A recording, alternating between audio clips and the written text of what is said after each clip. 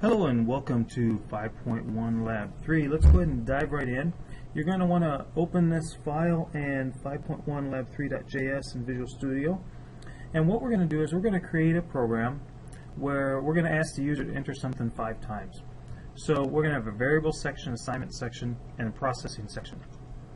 Again, this learning plan is about loops, so we're going to deal with the while loop in this one.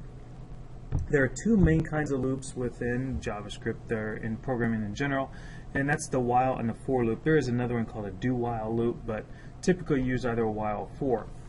So in our variable section, what we're going to do is we're going to write a comment. We're going to declare a counter variable, and then a variable to hold the string from the user. So in your code, you see here I've got my variable for counter and my variable for my user string.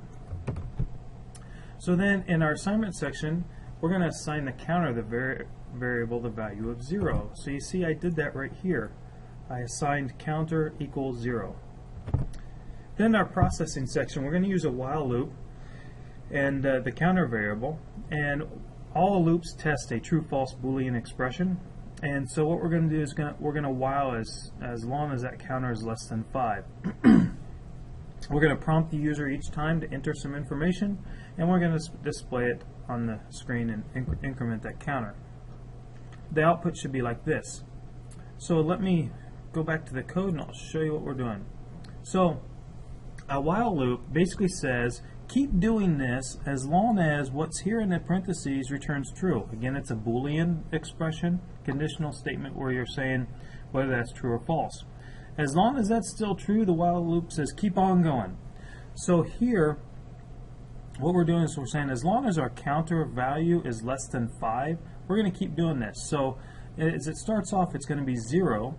So our counter is going to be 0 less than 5. That returns true. So we're going to prompt, please enter a string. And then we're going to output, you entered in whatever string they entered. Now this is very, very important. If you don't have a way to alter this from true to false, your loop will be on a never-ending loop and you'll crash your system. I've done it.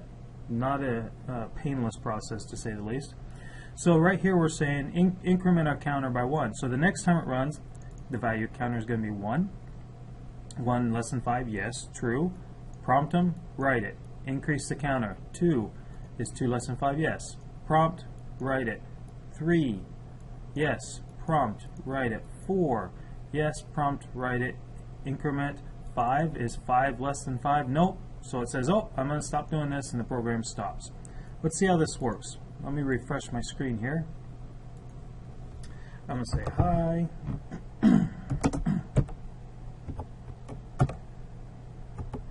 Looping is very cool.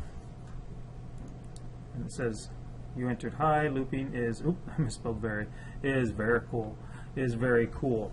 So looping allows us to make repetitive decisions and interact with our end user in a repetitive manner. So play with that, get that to work, and if you have any questions, let me know, and happy coding.